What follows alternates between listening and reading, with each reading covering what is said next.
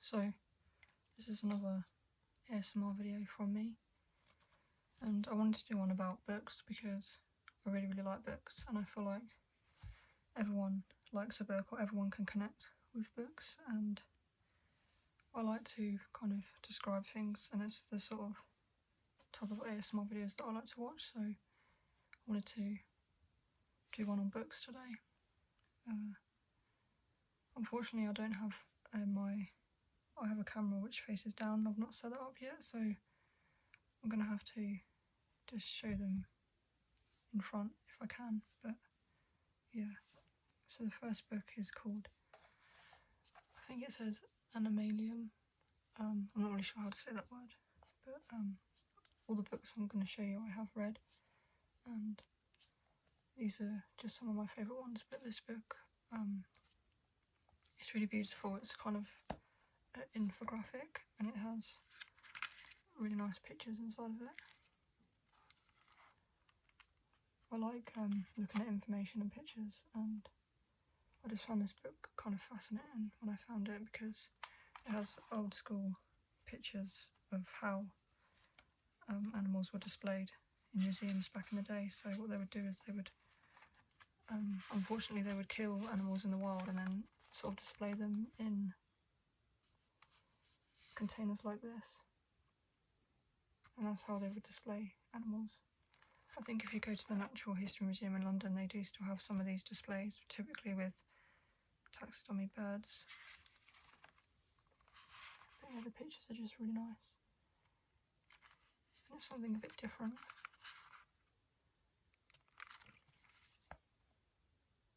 And then another book is very old. It's a field guide to birds of Britain and Europe. It doesn't have a cover, unfortunately, because it's very old. But I bought it in a tea shop. It was an old tea shop where they have a little bookshop at the back, and I had a look and I sort of saw the spine and noticed it had that bird's called a hoopoo. I noticed it had that on it, and it kind of drew me to it, and then I opened it. And again, the pictures are just they're quite beautiful, really. They're like old illustrations of different birds of prey. I figured you probably can't read the writing because it's backwards unless I flip the video. But just to get some page sounds, it's very old. And the pages are very thin. But it's all very informative. I'm not even sure when this was published actually. But this is a really nice book, and I believe some of the best knowledge we can gain from books, especially with animals, because not much has changed with animals since this book probably was published. And when you go on the internet, a lot of people post a lot of false information, which is why I like to go to books. And I'm very passionate about my animals and things, so I have a lot of animal books. But those two are the only animal books I'm going to show you today. Next one is Fingers in the Sparkle Jar by Chris Packham. Now, a bit more of a theme, because Chris Packham is a naturalist and a wildlife presenter.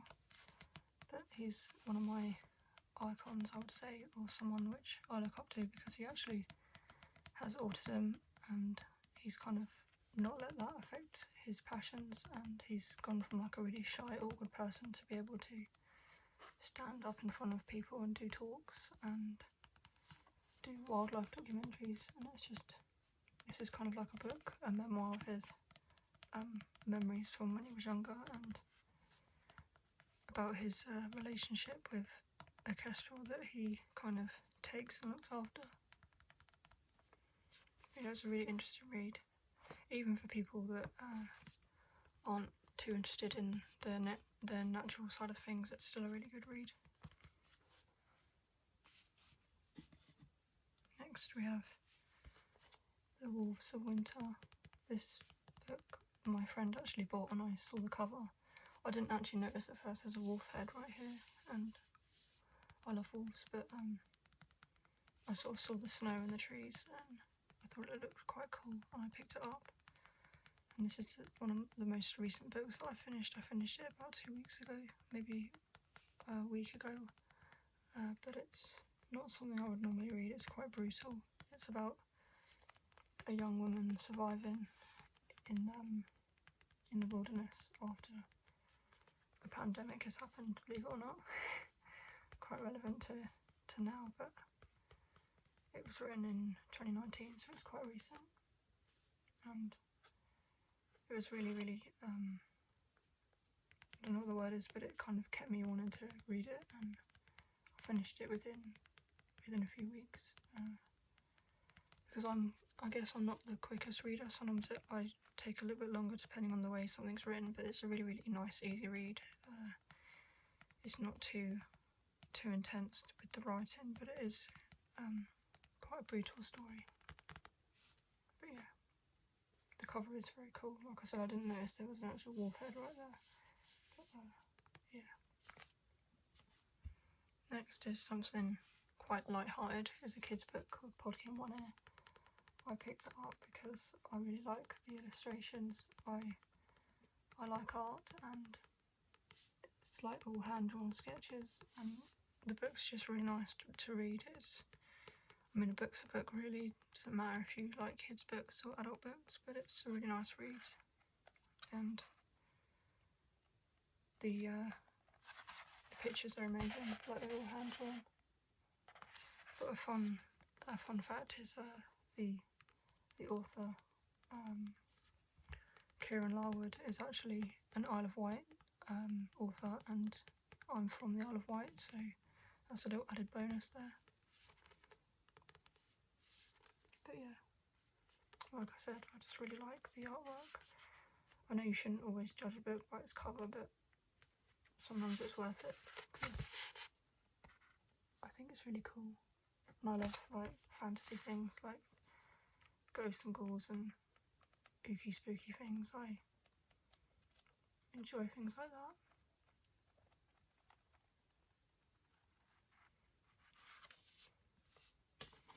The next one is another, I guess, kind of children's book, but this is something which is quite dear to my heart because I read it in school, and I remember no one else in the class really liked it, and I was kind of hooked on it, and I said to my mum, oh, there's a book, and I really, really wanted it, and I wanted it, I think, for my birthday, but I never got it, and then only in my adult age I was able to buy it myself and read it fully, because in school we only read the first few chapters, but I was really, really hooked on it, and then I finally managed to finish it, and it's a really good book, in my opinion.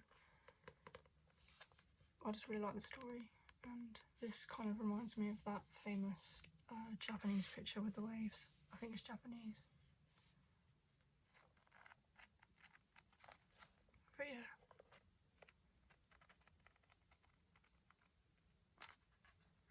This one's got illustrations in it as well, but they're not that good. They're just like little hand-drawn little sketches. But some nice book sounds for you.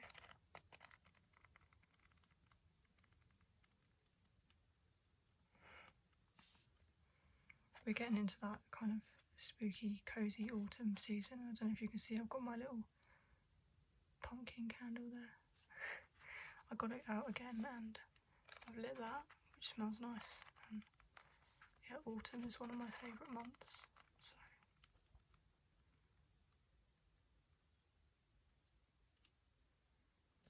also has cute little pictures at the back.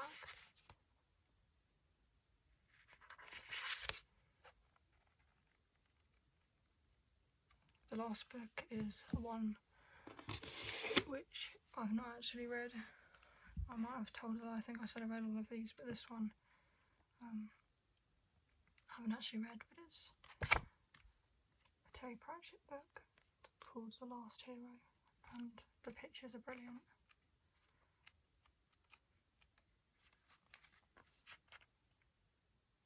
Going back to what I said, I seem to be drawn to books with drawings in them. But yeah, Terry Pratchett is one of those very famous authors that a lot of people like, and unfortunately I've not been able to get into one of his books yet. I did buy I actually bought one of his books called The Colour of Magic, which I believe is his first one, and I haven't been able to get into it yet. He has a very unique writing style in that there's no chapters, or there's just kind of a weird like line where there's like a page. It's not even a page break, it's just kind of like a line. Those of you that have read Terry Pratchett will know what I mean, but it's kind of very hard. For me it's hard to get into, but I know he's very famous and a lot of people have recommended him to me, so I hope that I'll be able to get into him at some point.